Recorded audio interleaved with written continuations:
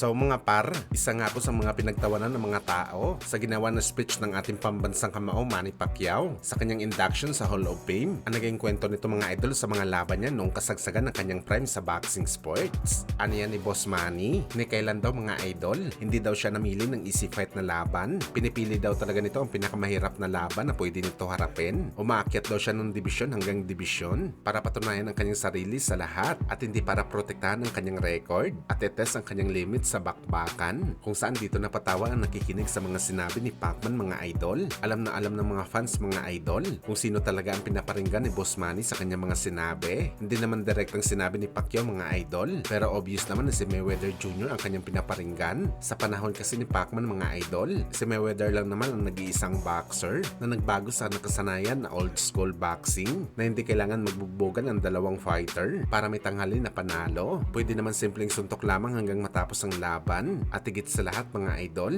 hindi kailangan lumaban sa malakas. Pwede naman maghintay sa tamang panahon kung saan Sherwin ang panalo. Well, sa totoo lang mga idol, hindi talaga natin masisisi si Pacman na ganito ang kanyang mga sinabi dahil may punto naman talaga siya mga idol. At isa pa mga boss, ang boxing ay kabilang sa entertainment industry. Kaya ang boxer kailangan talaga magpakitang gilas sa mga fans. At bago mo ito magawa mga idol, kailangan mo talaga lumaban sa malakas. At huwag magbigay ng boring na bakbakan. Pero sa kabilang banda naman mga idol, sa side ni Mayweather, hindi naman siya mali sa kanyang ginagawa mga idol na mamili ng kalaban at tamang bugbugan lamang sa ring dahil ito talaga ang kanyang estilo at gusto. Marami lang talagang ayaw dito mga idol. Mantakin nyo kasi mga idol, nagbayad ang mga fans na malaki para manood ng laban mo, tapos lalaban ka sa fighter na laos na o di kaya prospect pa lamang, tapos ang makikita mo sa bakbakan sobrang boring na galawan pa. Talagang nakakadismaya to mga idol.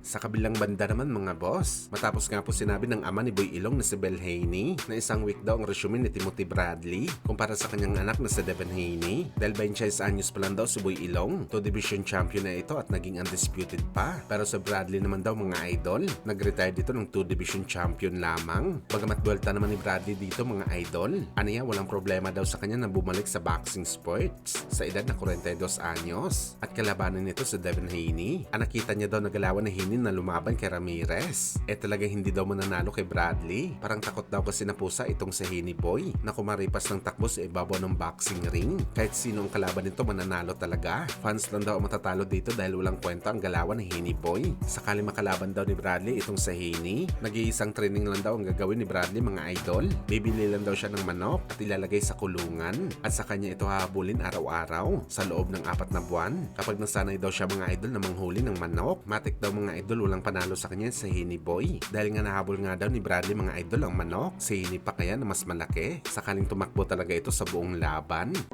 Trap, and I'll chase chickens around. Ha, ha, ha, ha. If I catch a chicken, I know I'm gonna catch Devin Haney.